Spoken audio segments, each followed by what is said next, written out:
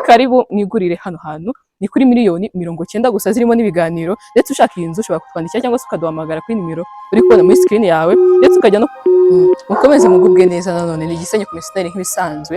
Uyu munsi twaba turi hano mu Byahi, ni muri Rurembo, aho tubazaniye iyi nyubako. Akaba ari inyubako ngari iri mu kibanza gifite ubuso burenga 400.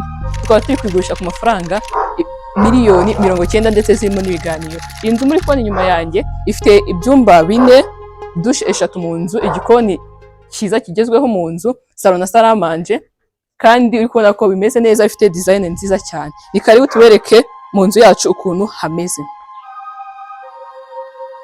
Imbere yuko twinjira mu nzu, muri kubona ko hano tuhafite akabariko keza, ahantu ushobora kwicara hamwe na famiye yawe. Muri kubona ko hameze neza cyane. Ni karibu mu nzu tubereke. Naho tukigera hano mu nzu turi gusanganirwa na salon nziza cyane, salon ifite design nziza, salon yisanzuye, ndetse muri kubona ko ni salon igezweho.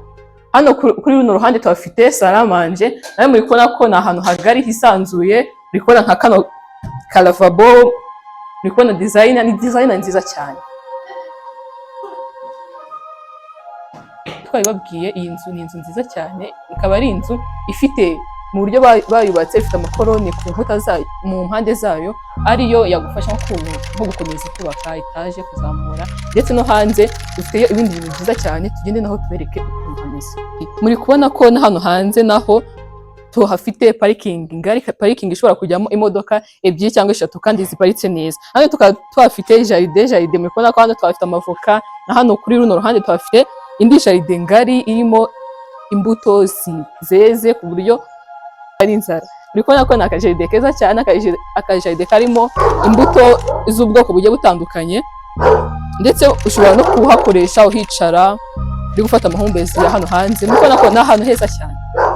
Nk'uko twabibabwiye, iyi nzu ni inzu nziza cyane, kandi muri kubona ko hano iyi ni room principal. Muri kubona ko ni ahantu heza, uyu ni umwihariko waho. Muri kubona ko hano ni hahandi imbere, ushaka uri umubyeyi ntabwo wasohokera kuri ruhande rwo kuri salo, uyu ni umuryango wakoresha uri gusohoka ujya hanze. Ndetse nka hano kuri kano kabari ko wahakoresha bwicara, uri kunywa icyayi, uri kunywa agakawa. Ndetse hano hejuru tukaba dufite rooftop imeze neza cyane. Nk'uko twari tubibabwiye, hano ni kuri rooftop, nk'uko muri kubibona ni ahantu heza. Muri kubona ko ni muri quartier nziza, muri kubona view ya hano hantu ni view nziza cyane. Hano naho ushobora kuhakoresha uhicara ureba iyi view nziza cyane yo muri iyi quartier. Muri kubona ko ni quartier ya VIP, quartier nziza cyane.